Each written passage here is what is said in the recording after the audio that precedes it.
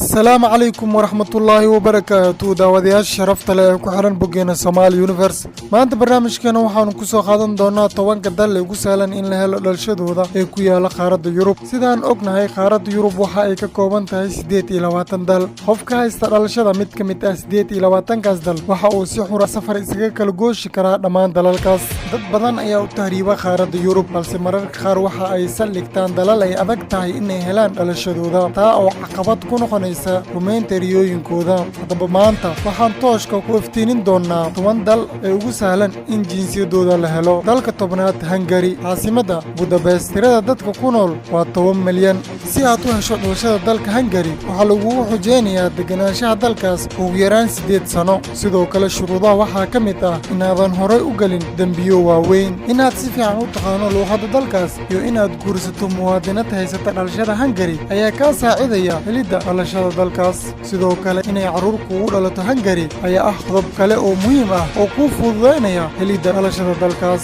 sagaalaad Portugal, caasimada Lisbona. tirada dadkiisa 10 milyan. Portugal ayaa kugu xujeynaysa shuruudo fudud si aad u hesho jinsiyadda dalkaas: inaad ku nooshahay dalkaas muddo aan ka yareen 6 sano, in qofka soo dalbanaya dhalashada dalkaas ay da'diisa ka yareen 18 sano, iyo inaad si fiican u taqaano luuqadda dalkaas. sideedaad Finland, caasimada Helsinki. tirada dadka 5 milyan. Finland waxaa lagu tiriyaa mid ka mid ah dalalka ugu qabow wadamada la isku yiraahdo Scandinavian-ka. 5 sano oo xiriir ah inaad ku nooshahay dalkaas ama 7 sano oo aan xiriir ahayn, iyo inaad si fiican u taqaano luuqadda Finland ama luuqadda Swedish-ka ayaa ka xiga helista dhalashada Finland. toddobaad Malta, caasimada Valletta. tirada dadka ku nool jasiiradda Malta waa wax ka yar nus milyan. jasiiraddan yar waxay dhacdaa koonfurta dalka Talyaaniga. si aad u hesho jinsiyadda Malta waa inaad 5 sano oo xiriir ah ku nooshahay gudaha jasiiraddaas, si fiicanna u taqaan luuqadda dalkaas, sidoo kalena aadan horey ugu lug lahayn wax dambiye ah oo waaweyn. balse haddii aad tahay qof ganacsada ah oo doonaya inuu maalgashto dalkaas, 650 kun oo lacagta yuuraha ah ayaa ka xigta helista jinsiyadda dalkaas.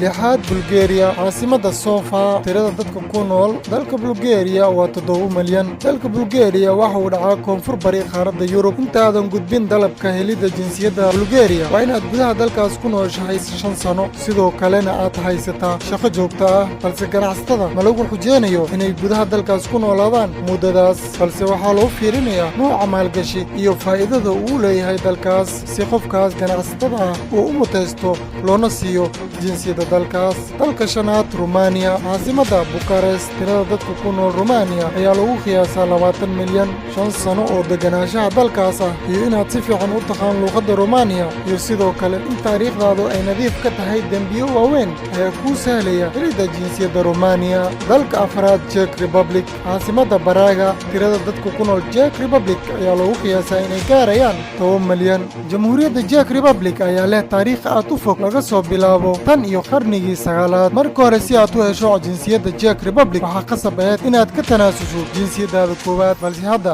nidaamkaas waa la bedelay. hadda si aad u hesho jinsiyadda Czech waxaa lagu xujeynayaa 5 sano oo deganaanshaha dalkaas ah, iyo inaad si fiican u taqaan luuqadda dalkaas. dalka saddexaad Sweden, caasimada Stockholm. tirada dadka 10 milyan. dowladda Sweden ayaa kugu xujeynaysa 5 sano oo deganaanshaha dalkaas ah, iyo qofka soo dalbanaya jinsiyadda dalkaas inaysan da'diisa ka yareen 18 sano. balse haddii uu qofkaas ka soo jeedo mid ka mid ah dalalka la isku yiraahdo Scandinavian-ka, tirada deganaanshaha waxa ay ku soo koobmaysaa 2 sano oo qura. dalka labaad France, caasimada Paris. tirada dadka 66 milyan. si aad u hesho jinsiyadda France waa inaad 5 sano oo xiriir ah deganaataa gudaha dalkaas, taa oo kuu ogolaanaysa helidda jinsiyadda dalkaas iyo inaad hesho dhammaan xuquuqda ay leeyihiin muwaadiniinta Faransiiska ah. balse waxaa mamnuuc ka ah in aad ka qayb gasho doorashooyinka, codkaagana dhiibato. dalka koowaad UK, caasimada London. tirada dadka 64 milyan. si aad u hesho jinsiyadda dalka England waa inaad 5 sano oo xiriir ah ku noolaataa gudaha dalkaas.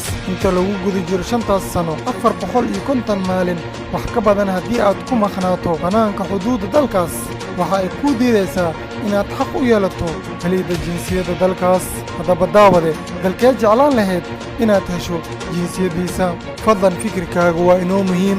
wixii tale iyo tusaale ahna waxaad inoogu soo gudbisaa qaybta aaraada ee comments-ka. hana ilaabin inaad fiidiyowan like saarto haddii ay booqashadani tahay midii ugu horeysay ee channelkeena Somali Universe. ha ilaabin inaad subscribe saarto si ay kuu soo gaaraan muuqaaladii ugu dambeeyaan soo gelin doono إن شاء الله. mahadsanid.